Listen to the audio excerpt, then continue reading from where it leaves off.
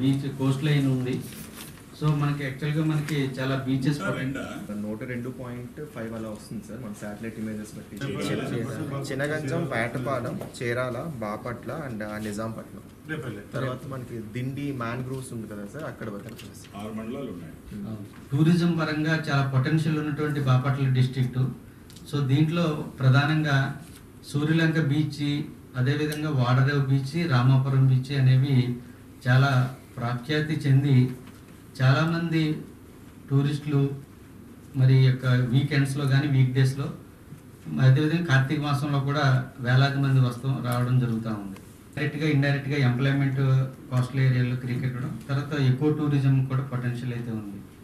అయితే దీనికి సంబంధించి వీక్ డేస్లో మనకి 3 బీచ్ల్లో 2 నుంచి 3 వేల మంది వీక్ డేస్లో వస్తున్నారు. వీక్ ఎండ్స్లో అయితే 4,000 to 5,000 ఫుట్ ఫాల్స్ అనేవి వస్తూ ఉన్నాయి సార్. మనకి ఫ్రీక్వెంట్గా ఈ యొక్క ఎవరైతే టూరిస్టులు వచ్చి స్నానం చేసినప్పుడు తక్కువ డెప్త్లోనే వాళ్ళు మరి క్యాప్సైజ్ చేయబడి, తర్వాత భవిష్యత్తులో మనం డెవలప్ చేయాలనుకున్నటువంటి ఈ యొక్క టూరిజం కూడా ఈ ఎయిమ్ అండ్ ఆబ్జెక్టివ్ దెబ్బతిన్న గారు దీనికి ఒక వే ఫార్వర్డ్, ఒక సొల్యూషన్, ఒక కాంక్రీటింగ్ కోస్ట్ అంటే శాండ్ ఎక్కడి నుంచో వచ్చి అక్కడ డిపాజిట్ అవుతూ ఉంటుంది అనమాట. మనకి ఒక వైడ్ బీచెస్ మనం చూస్తూ ఉంటాం.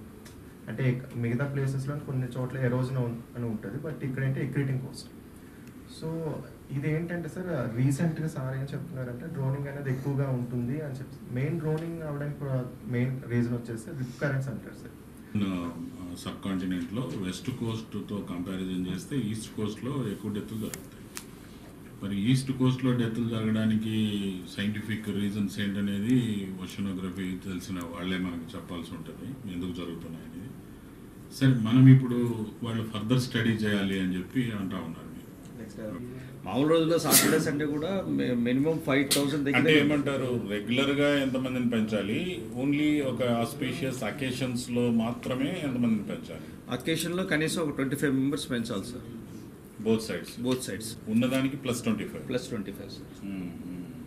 వీళ్ళే సండేస్ కూడా వస్తే కూడా ఆ గ్యాదర్కి సరిపోతుంది సార్. అందులో ముఖ్యంగా డిపిఓ రోల్తో మనం స్టార్ట్ చేద్దాం. కొన్ని బీచ్లు అయితే మనకు పబ్లిక్ యాక్సెస్ ఉండి బాగా పబ్లిక్ అక్కడ వచ్చి ఎంజాయ్ చేస్తూ ఎంటర్టైన్మెంట్ చేసుకుంటున్నారో, సిన్స్ ఫ్రమ్ చినగంజాం, మోటుపల్లి దగ్గర నుంచి మొదలుకొని రైట్ డిండి వరకు లేదా నిజాంపట్నం వరకు మీరు compulsory focus on the cleaning మీద ఫోకసే కాకుండా అక్కడ ఎవరైతే నెంబర్ 2 కానిచ్చేసేటువంటి కమ్యూనిటీస్ ఎవరైతే ఉన్నారో వాళ్ళని కంప్లీట్ ఎడ్యుకేట్ చేయండి. వాళ్ళ టాయిలెట్స్ ఏవైతే వాళ్ళ విలేజ్లో వాళ్ళకి టాయిలెట్స్ కట్టించి, మీకు టాయిలెట్ లేని ఫ్యామిలీకి మన దగ్గర ఫండ్స్ రెడీగా ఉంది. స్వచ్ఛాంధ్రలో ప్రతి ఫ్యామిలీకి 15,000 రూపీస్ అట్ ఏ టైం ఎప్పుడు కావాలన్నా వాళ్ళకి శాంక్షన్ అవుతాయి. మీరు ఎంతమందికి టాయిలెట్స్ కావాలంటే అంతమందికి మీరు టాయిలెట్స్ ఐడెంటిఫై చేసి ఇప్పుడు రెడీగా ఉంది.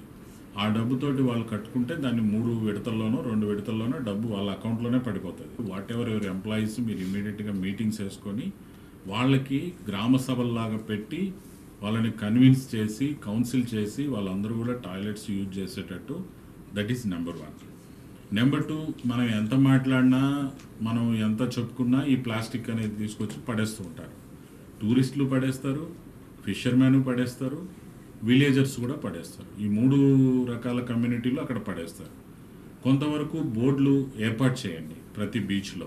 మంచి బోర్డులు పెట్టండి, అంటే పడిపోయి అవి కొట్టుకొని పోయి ఎరోడ్ అయిపోయి కాకుండా స్టాండర్డ్ బోర్డులు పెట్టి, దయచేసి ప్లాస్టిక్ వస్తువులు ఇక్కడ పడేయద్దు, ఇక్కడ మీరు ప్లాస్టిక్ వస్తువులు ఇక్కడికి తీసుకొని కూడా రావద్దు అని చెప్పి, అట్లనే మీరు ప్రతి చోట కనీసం డస్ట్బిన్లు ఏర్పాటు చేయండి. పెద్ద డస్ట్బిన్లు పెట్టి, ఇఫ్ ఎట్ ఆల్ మీ దగ్గర ఏదైనా చెత్త ఉంటే అది కూడా ఇందులోనే పడేయండి, మీ ఇష్టం వచ్చినట్టు వేయకుండా అని ఒక ఇన్స్ట్రక్షన్స్ లాగా ప్లీజింగ్గా ఒక నోటీస్ బోర్డు లాగా పెట్టుకోండి. Your foremost responsibility clean beaches in Bapatla district.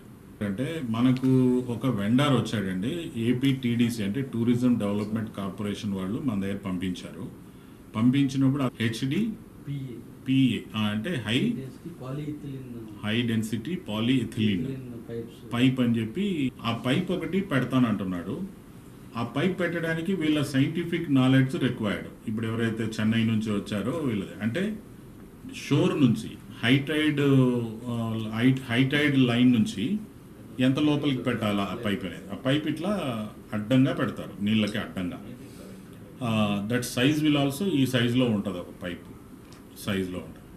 So ఆ పైపు పెట్టి దాని కింద నెట్ మన అది కూడా నైలాన్తో వచ్చినటువంటి నెట్, వాటికి కింద యాంకర్లు ఉంటాయి, వెయిట్ వేలాడుతూ ఉన్నటువంటి యాంకర్లు ఉంటాయి. అంటే ఆ పైప్ ఇలా పెట్టి ఆ నెట్కు వేలాడుతూ కింద యాంకర్లు వెళ్ళి భూమిని ఆనుకొని ఉంటాయి, లోపల నీళ్ళల్లో ఉన్న శాండ్ని ఆనుకొని ఉంటాయి.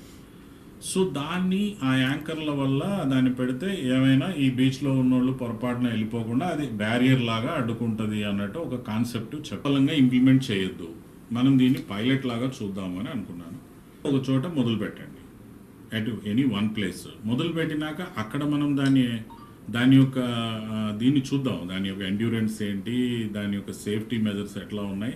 ఒక 30 days కానీ ఒక 60 days అబ్జర్వేషన్ చేసి అప్పుడు మళ్ళీ ఒక మీటింగ్ వేసుకొని మనం పోలీస్ ఎక్స్పీరియన్స్, మీరు రిసార్ట్ వాళ్ళు అందరం కూర్చొని ఇక్కడ ఒక్క డెత్ కూడా జరగలేదు, బాగానే ఉంది అని అంటే, ఈవెన్ 99% బాగుందని అన్నా కూడా we will go for that. దాని అనేది